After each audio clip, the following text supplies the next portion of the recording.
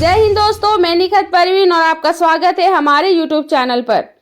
क्या आप जानते हैं कि आज दुनिया उस मोड़ पर खड़ी है जहां एक गलत कदम तीसरे विश्व युद्ध की शुरुआत बन सकता है।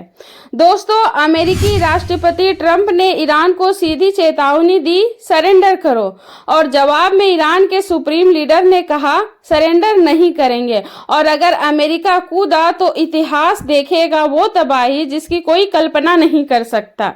दोस्तों, इजरायली प्रधानमंत्री नेतन्याहू ने जिस आक्रामकता से तेहरान पर मिसाइलें दागी, जल्द ही उन्हें भी एहसास हो गया कि ईरान को झुकाना इतना आसान नहीं है, क्योंकि जिन परमाणु ठिकानों की रक्षा जमीन के नीचे पहाड़ों में हो रही है, वहां तक इजरायली हथियारों की पहुंच नहीं। साफ है, इस युद्ध को अंजाम तक ले जाने के लिए अमेरिका की जरूरत पड़ेगी। लेकिन रुकिए, अमेरिका भी इस लड़ाई में सहज नहीं। राष्ट्रपति ट्रंप जो चुनावी वादों में कहते थे हम मध्य पूर्व की बेवकूफ़ी भरी जंगों में नहीं कूदेंगे, अब खुद वॉर रूम में बैठे हैं। दोस्तों, G7 समिट छोड़कर लौटना, व्हाइट हाउस में आपात बैठकें करना और फिर रिपब्लिकन पार्टी के भीतर में विरोध की लहर, ये सब दर्शाता है कि ट्रंप खुद भी दुविधा में है। दोस्तों, कांग्रेस के भीतर एक प्रस्ताव लाया गया ट्रंप को ईरान पर हमला करने से रोकने का।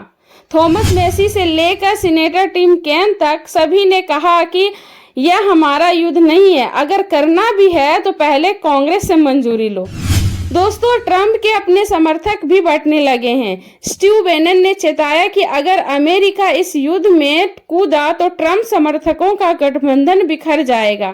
वहीं ट्रंप के उपराष्ट्रपति जेडी वेंस कहते हैं कि यूरेनियम संवर्धन को रोका जाना चाहिए, वरना 25 साल की मूर्खतापूर्ण विदेश नीति जारी रहेगी।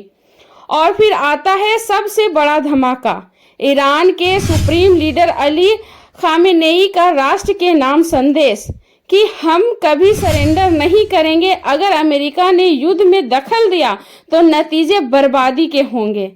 दोस्तों, यही खामेनेई जिन्होंने 2003 में परमाणु हथियारों को इस्लाम के खिलाफ बताते हुए फतवा जारी किया था, अब खुलकर चेतावनी दे रहे हैं।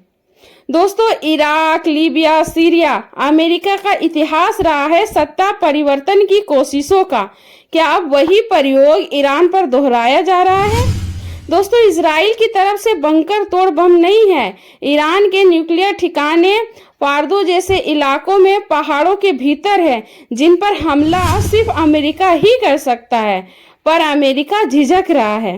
दोस्तों, अब जब ट्रंप के अपने देश में विरोध है, कांग्रेस में बहस है, रिपब्लिकन पार्टी में मतभेद है, क्या अमेरिका इस जंग में पूरी तरह कूदेगा या फिर यह लड़ाई केवल इजराइल और ईरान के बीच सुलगती रहेगी, एक वैश्विक आग में बदलने से पहले?